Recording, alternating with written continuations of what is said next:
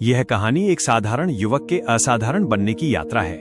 यह केवल सुबह जल्दी उठने के बारे में नहीं है, बल्कि ये अपने भीतर के अंधकार को चीरकर सफलता के सूर्य को थामने की कहानी है। शहर की गूंजती आवाजों और भागदौड़ के बीच एक छोटा सा कमरा था। वहां हर रात एक युद्ध छिड़ता था। आर्यन, जो अपनी आंखों में बड़े सपने संजोए बैठा था, हर रात 4 बजे का अलार्म लगाता। उसे लगता कि कल उसकी जिंदगी का टर्निंग पॉइंट होगा।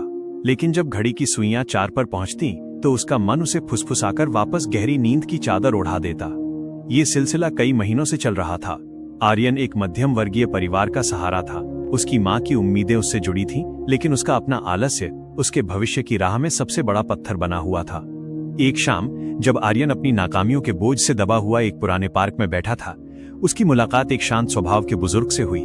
आर्यन ने अपनी बेबसी जाहिर करते हुए कहा, बाबा, मैं खुद से हार चुका हूँ। मेरा अनुशासन हर सुबह अलार्म की पहली घंटी के साथ टूट जाता है। क्या सफलता मेरे भाग्य में नहीं है? बुजुर्ग ने मुस्कुराते हुए एक ऐसी बात कही जिसने आर्यन की सोच की दिशा बदल दी। उन्होंने पूछा, बेटा, जब तुम्हें किसी जरूरी काम से फ्लाइट पकड़नी होती है या कोई बहुत बड़ा अवसर सामने होता है, तब क्या तुम अलार्म बजने का इंतजार करते हो? आर्यन ने धीमे स्वर में कहा, नहीं बाबा, तब तो उत्साह और डर के मारे नींद पहले ही खुल जाती है। बुजुर्ग बोले, यही रहस्य है। तुम्हारी समस्या अलार्म नहीं है, बल्कि मकसद की कमी है। जिस दिन तुम्हारा लक्ष्य तुम्हारी नींद से बड़ा हो जाएगा, उस दिन तुम्हें कोई बिस्तर पर रोक नहीं पाएगा। उस रात आर्यन ने एक संकल्प लिया। उसने वीडियो में सुने श्री कृष्ण के सूत्रों को अपने जीवन में उतारने का फैसला किया।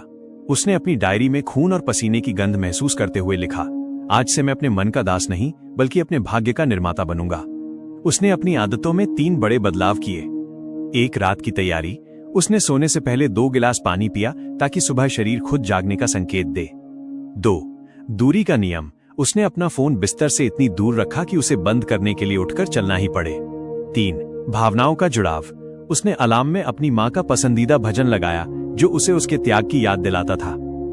अगली सुबह 4 बजे जब संगीत गूंजा, आर्यन के पैर कांपे।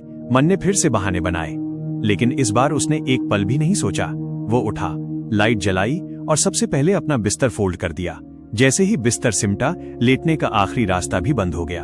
ठंडी हवा के झोंकों ने उसकी आंखों से नींद का आखिरी कतरा भी छीन लिया। महीनों तक ये रिचुअल चलता रहा। जब पूरी दुनिया सो रही होती, आर्यन अपने कौशल को निखार रहा होता। उसने सुबह के उस ब्रह्म मुहूर्त में अपनी पढ़ाई और करियर की ऐसी नींव रखी जो दिन की भीड़ में संभव नहीं थी। धीरे धीरे उसकी मेहनत रंग लाने लगी। वो लड़का जो कल तक खुद को हारा हुआ महसूस करता था, अब आत्मविश्वास का पर्याय बन चुका था। अंततः वो दिन आया